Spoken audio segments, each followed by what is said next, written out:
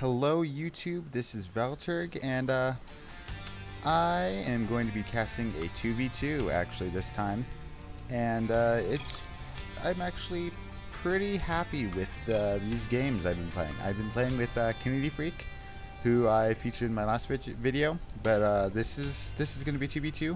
It's going to be, of course, wait, wrong thing. Okay, I got it. KennedyFreak as a Terran, spawning in the bottom corner, along with me, Valturg, as Protoss.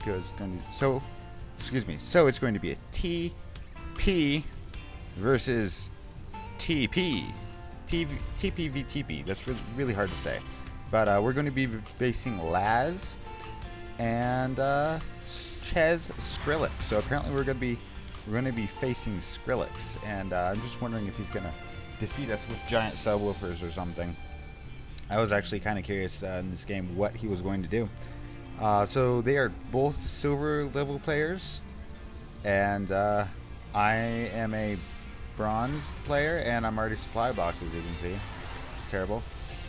Or that's him. I'm not supply box. What are you talking about?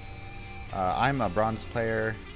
KennedyFreak is a silver level player. So we're teaming up. We have this actually really good build system so far. Oh, let me put the name panels up. Nope, I can't put the name panels up in team games. I forgot. But let's put the protection tab at least. Okay, so we have this really good strategy, and so far, since we've been playing together, we have not dropped a game. So we started at the bottom of bronze, and we've played 8 games, won 8 of them. And we are now in silver, so this is the most recent game, and we're going to be playing Skrillex and Laz. And actually, this was a really interesting game, kind of. It wasn't that interesting because, to be honest, we destroyed them. We destroy everyone we play with this specific build. So I'm really just seeing what they did. Anyway, so I figured out, I did the math and did my research and figured out some really good counters. I guess you wouldn't say counters, you'd say good combinations that complement each other from various races. So Terran and Protoss, that combination happens to be Zealots and Marauders. Of course, getting them out Marine just to defend, and because you don't want to waste any money. Actually, KennedyFreak does not like to follow my build orders. He gets really bored with them. So he just decides to go whatever he wants and then does the basic build order how it's supposed to be. So actually, it's less of a build order and just a battle plan. So I'm not making any of these gateways at a specific time. I'm just making them whenever I have the money. So we're putting together Zealots and Marauders, basically, even though KennedyFreak doesn't want to use Marauders. But that's okay, because we won anyway, and we usually... So we switch between Protoss and Terran. We play both of them, either one of us, depending on what we feel like, and sometimes we'll do Zerg, throw Zerg in there too. So Terran Protoss or Terran Zerg. We don't do Protoss Zerg because I haven't figured out a great early game counter for that yet. But it's going to be a natural for Laz pretty early, transferring all of his probes to the natural. I'm not sure if that's the correct choice, as they could be slaughtered if he doesn't defend this correctly. Which so far he has. Does he have any units? He has 18 probes. I guess those count as units. He has no defense units though, no Zealots. That's going to be a problem. Of course, there's more than enough to defend the main base. Well, I'm not sure if 10 Marines can defend against however many Zealots these are. And 2 more on the way right there. That's about 7-ish, I think. 1, 2, 3, 4, 5. Yep, 7. And still, let's see. So this actually, huh? No, okay, you're gonna be moving out anyway. Where's my probe? Taking on the probe so I can build the proxy pylon and warp in the units as quickly as possible to reinforce. That's always a really good idea if you're doing a timing attack. And this is before actually this is one of our mid earlier games.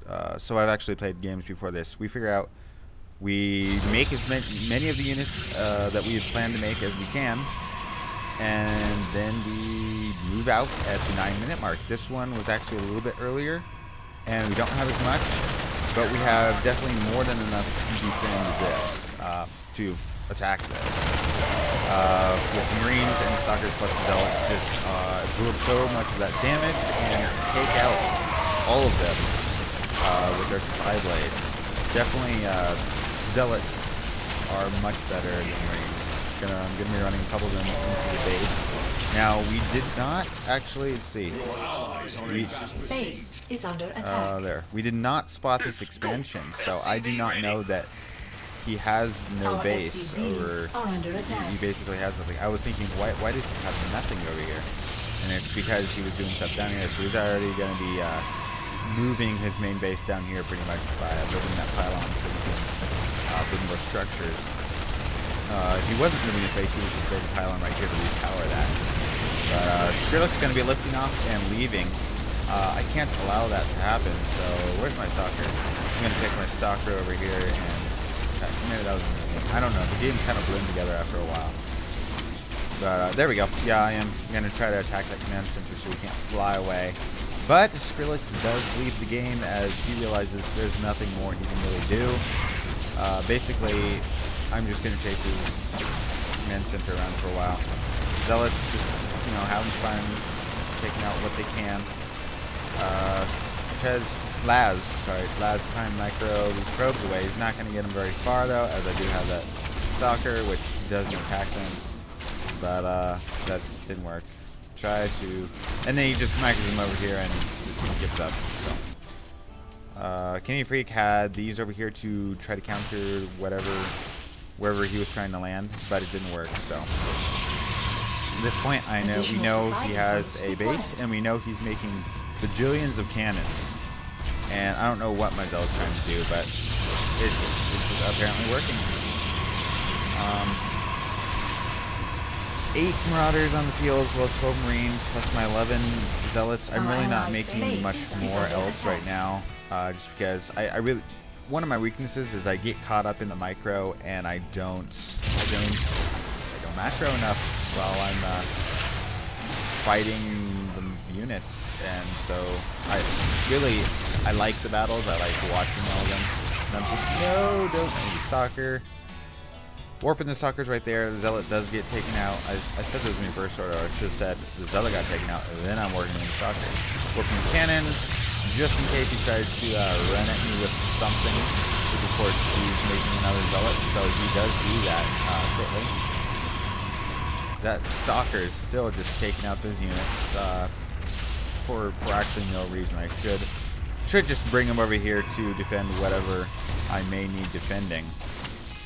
But lots of cannons going to be defending this base. Probe trying to kill my Zealot, and they do actually kill it off after losing about three or four to that Zealot. Which is unfortunate. Unfortunately for him, also these cannons are going to the gateways are going to be in range of my cannons. Excuse me. But we're just going to run in there, and Laz left the game without GGing. Actually, that's something interesting. We played 8 games, did not lose a single game, and one person GG'd. Actually 2 people. Technically 2 people GG'd, but they weren't on the same team. In our last game, which I played about an hour ago, he did GG, and he was nice about it. And KennedyFreak was like, thank you for GGing, because you were the first person to GG. And then the other GG that someone did was technically not really even a GG, because it was an offensive GG at the beginning of the game when he tried to rush us and failed. But before he failed, he said GG, thinking that we could not handle it. Unfortunately for him, he rushed us with 4 Zerglings and managed to kill off one of my SCVs before getting taken out by 3 Zealots and a handful of Marines. So those were the only 2 GGs we got, and one of them was offensive. So that was sad. Let's see what else is there. So overall, an interesting game. I just want to say, if you're facing off against someone who does this kind of rush, just a timing attack with complementary unit composition, then the best way to defend against that is say leave the game. Actually, yeah, it's really good. So if you're starting out and you have a teammate that you know, and maybe you can do a Skype call in between. That's what me and my friend do. It's actually really effective. Chatting is not as effective. Neither is just holding the button and talking to somebody when in the StarCraft, because you have to stop the game. You have to stop pressing hotkeys to go press that button to talk to them. So it's at a disadvantage at least. So that's not recommended. And of course, random people can be douchebags or jerks that do not play correctly with you. Unfortunately, there's some kind of people, some people in the StarCraft community. It's sad. Most everybody, actually most, I'd say most of the people I encounter are not nice. But most of the people I encounter are in Bronze League, so that's not necessarily a correct evaluation. So that's about it. Thank you for watching. I really do appreciate it. If you want to send any replays to me to cast, please do so. Send them to valturgmcgaming@gmail.com. There'll be a link below in the description. And also, yeah, I'll cast any level game. Though if you are a low-level player, you're going to have a better chance of getting cast. So that's really all I wanted to say. Thank you. You are awesome. And more HOTS coming in the future. I know this is Wings of Liberty, but unfortunately, only HOTS games will be the games that I play. So if you want to see someone else play, then you're gonna have to send me. You want to see someone else play HOTS, you're gonna have to send me your replays, because none of my friends have HOTS. I am the only one. So that's how that worked. Thank you for watching. I think it's the third time I've said that, so I'm just going to end this video right here. And goodbye. Keep breathing. Send in your replay.